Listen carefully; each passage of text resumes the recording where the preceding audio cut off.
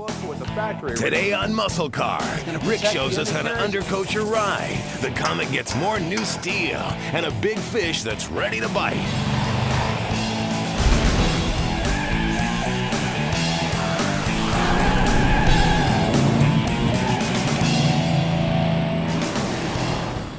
Hey guys, welcome to MuscleCar. It's a whole new year and we've got something lined up for just about everyone in the coming months.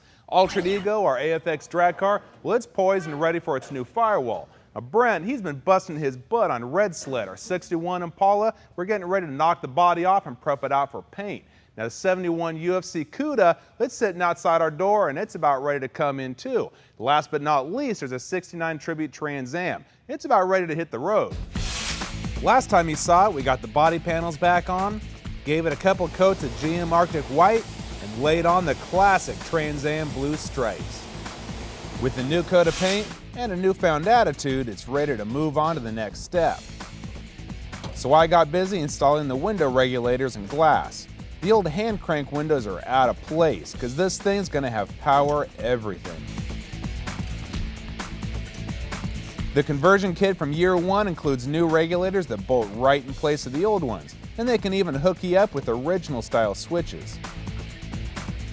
Now undercoating is next, so I've got the whole thing masked off one more time. I'm using a rubberized undercoating, which is real close to what the factory originally used.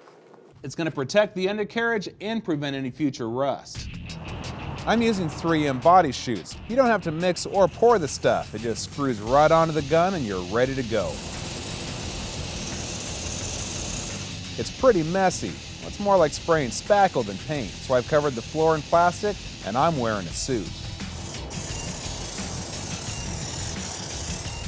If you get it anywhere it doesn't belong, you need to wipe it off right away with some reducer, or it'll be there to stay. Mask off your suspension mounting points, or you'll be scraping it off later to get your components in place. It'll take about 4 or 5 cans to coat the entire undercarriage. While I've been sealing up the bottom side of the Trans Am, Brent's been working on the top side of Red Sled. Lower valances aren't available for this car, and the original ones, well, they were only useful as templates, so it's time for some fabrication. These are pretty complicated panels with multiple compound curves, so building them in one piece is impossible. Brent's starting by duplicating the shape of the biggest piece using the slip roller.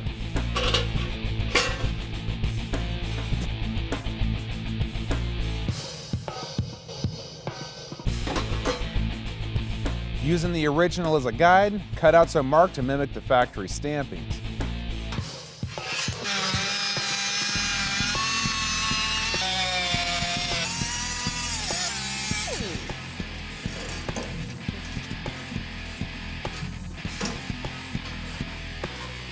The corner piece is the most complex. After making a 2-dimensional version of a 3-dimensional piece, it's time to coax it into shape. He gets it close with the help of a hammer and a shop bag, but to smooth out the bumps requires the finer touch of the English wheel.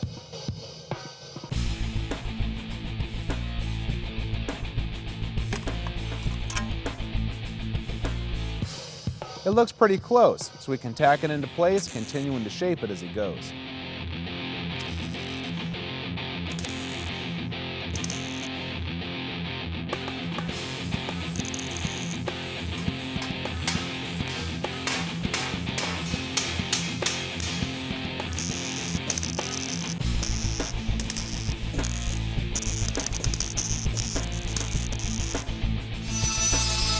Once it's completely welded, a grinder and a 40 grit disc will finish blending it together.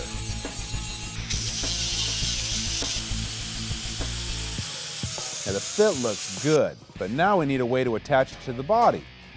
Brent's plan is to make some simple mounting tabs. These will give us something to screw into that can remain hidden behind the bumper.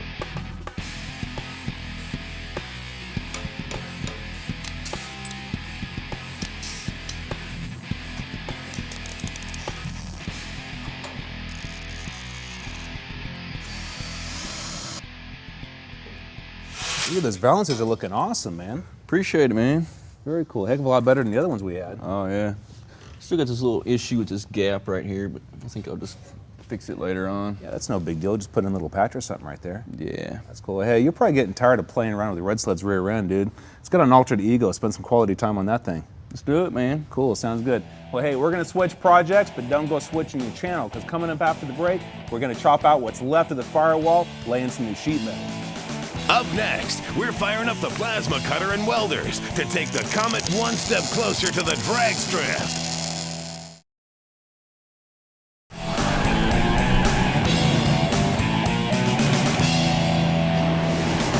Hey guys, we're back with our 64 Comet.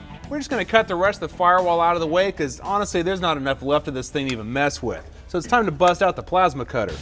Originally, well, I didn't want to replace the whole firewall, but as we cut more and more out to make room for modifications, it's become more of a hindrance than a help. So I'm gonna let the sparks fly.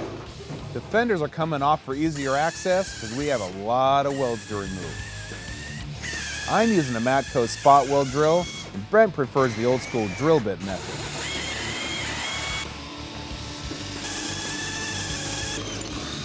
Once the welds are gone, the air chisel comes in to clean up the cling-ons.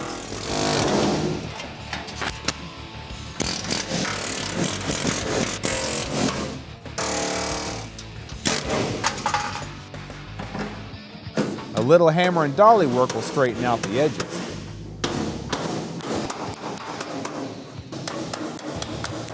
I'm knocking out 2 jobs in 1 pass here, smoothing off what remains of the spot welds and knocking off the surface rust with a strip and clean disc.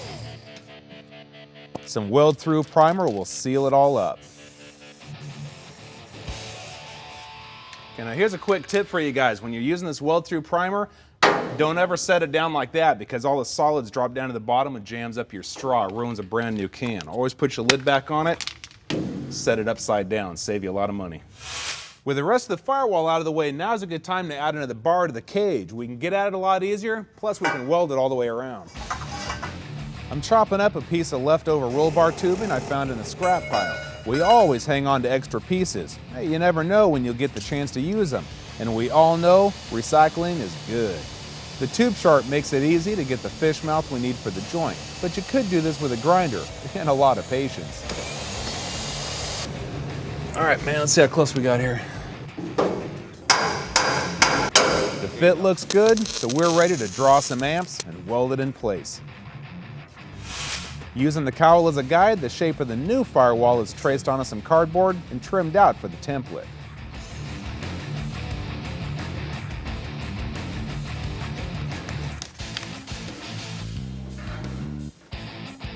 Cool, that looks good. I need some extra material around the edge for a mounting lip, so I'm laying a strip of 3/4 inch tape to get that extra width. The outside mark shows me where to cut. The inside mark, that'll show me where to bend. I'm cutting the rough shape out with the plasma cutter first to make it easier to handle, since there's no way a 4x8 sheet's gonna fit on a bandsaw.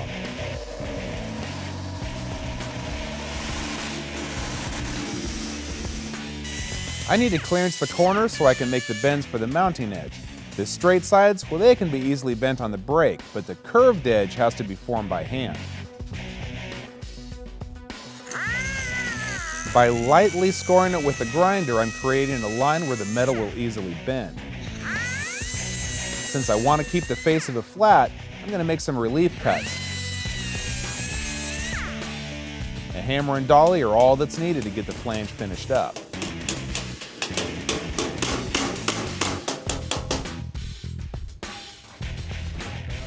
The fit looks good, but we do need to do a little more chopping to make room for the bell housing.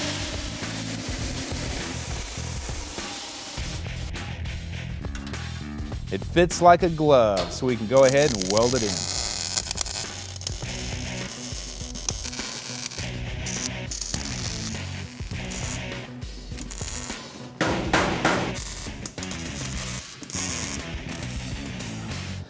Now before we can go any farther, we need to get the transmission bolted up to the back end of our mock-up motor. That way we can build our transmission crossmember and fab up our tunnel. Now don't go run it off because we got a lot more sparks to make later on in the show. After the break, a 71 Cuda with big block Mopar power. Today's Flashback, a 1971 Cuda 383. Go catch a Cuda if you can. That was the old Plymouth slogan back in the day, and the 71 Cuda is quite a catch.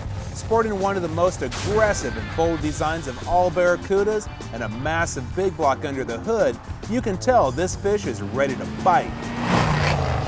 Armed with her 4-speed pistol grip shifter, owner Janie Cecil loves showing off her ride. No, this car has always been driven. It's an ever-trailered. We've been to Indy, we've been to Columbus, we go everywhere in it. Now, Cuda's not just a nickname, it's the beefed-up, high-performance version of the standard Barracuda. Cudas came with heavy-duty suspension and brakes, hood scoops, a blacked-out rear deck panel, and Riley gauges. Plus, you got a 383 4-barrel pumping out 300 horses with 410 pound-feet of torque. You also got the choice of upgrading to a 340, 440, or even the Hemi. But this 383 has plenty of power and torque to take on the pony cars of its day. 0 to 60 times were a scant 7.8 seconds, and it could do the quarter mile in the mid-14s. The 383 made its debut in the Barracuda in 1967, but the small engine bay of the A-body cars could barely contain the B-block motor. There was no room left over for AC or power steering. By 1969, the Fish car was starting to look dated, and sales were falling. So the Mopar guys decided to completely redesign it. The success of the B-body satellite allowed them to invest in the brand new E-body, which was unveiled in 1970. This new body kept the same 108-inch wheelbase of the A-body, but the front end was larger and wider like the B-bodies. This allowed them to drop in big engines with plenty of room to spare. Plymouth continued to refine the looks of the E-body style, coming up with several standout features that you'll only find on a 71. First up is the grille, known as a cheese grater. Instead of the simple vertically divided grille of the 70, this one has 6 teeth that look like the fangs of a real-life Barracuda. This was also the first and only model to feature quad headlights. Now, every fish needs gills, right? So why not this one? These louvers didn't really serve any function except making it look cooler. The fenders had to be specially stamped to install them, which may be why they didn't make it into the 72 model. Probably the most outrageous styling change was the billboards on the rear fenders.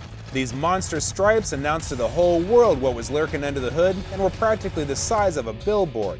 They were so big and so hard to put on the car that the designers at Plymouth were told to never design any stripes that large again, and they didn't. Despite all the changes, sales fell dramatically from almost 18,000 in 1970 to less than 6,000 in 71. Now, part of the reason they sold so well in 70 was that labor strikes had virtually shut down GM and Ford. But the market for muscle cars was also drying up as insurance rates skyrocketed and EPA regulations took their toll. This was the last year you could order a Cuda with a 383, 440, or a Hemi. In 72, the only engine you could get was a 340, rated at just 240 horsepower. Records show that in 1971, only 501 Cuda hardtops were built with a 383 and 4-speed transmission. Plus, this is one of the few with AC, making it even more rare. Before Janie bought it, it was about to be cut up and turned into a race car. This is one fish we're glad didn't get away.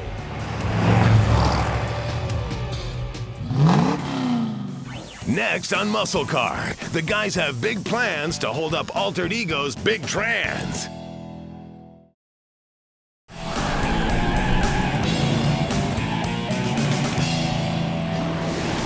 You ever look inside of a pro stock car and wonder why the tunnel's so big? Well, this is why. Moving the engine and transmission up and back, well, it may be great for weight transfer, but it doesn't leave you a whole lot of room on the interior. Now, it could do like Extreme, just cover it up with a rubber mat. Bam! Money! Dollar bills. But that's just not our style. That means we need to get some sheet metal over the top of this thing, but still leave enough room for our feet and our pedals. But before we can do that, we got to build a transmission cross member. Brent, you got a plan, man? Check out that. Yeah, that's pretty cool. What you gonna do with it? I figure bore a hole right there, weld it in, have a piece of tubing across, make a little mount right here off the tubing. Cool, that'll work. You're on it, and I'm out. We're using removable mounts from Ballistic Fabrication. If we ever need to drop out the trans, well, taking out the crossmember won't be an issue.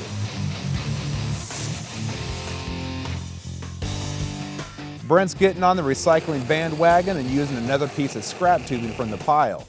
The inner diameter of the tubing is the same as the outer diameter of the connectors, so they go together like peanut butter and jelly. With the ends welded up, it's time to cut the center.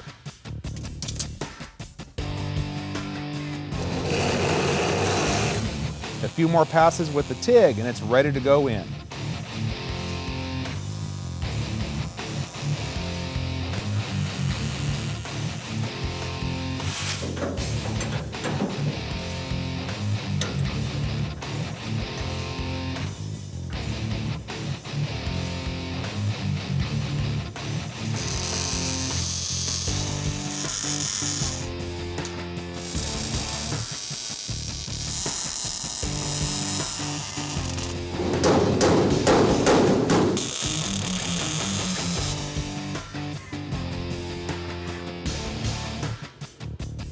The last piece of this puzzle is the actual mount.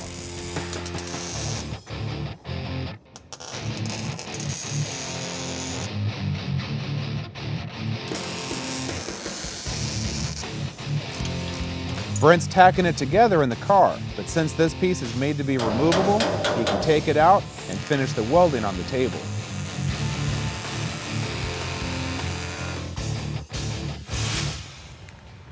This is good Danish. What's up, man? Hey, that turned out nice. Yeah, I've been working, Richard. What have you been doing? I've been eating a Danish and drinking some coffee. I'll tell you what, since you put all the work into that, I'll bolt it in for you. Well, how about instead you just work on those toe boards? Oh, we got to do the tunnel too. I'd love to do that for you, but you know what? We're out of time. So until next time, we're out of here.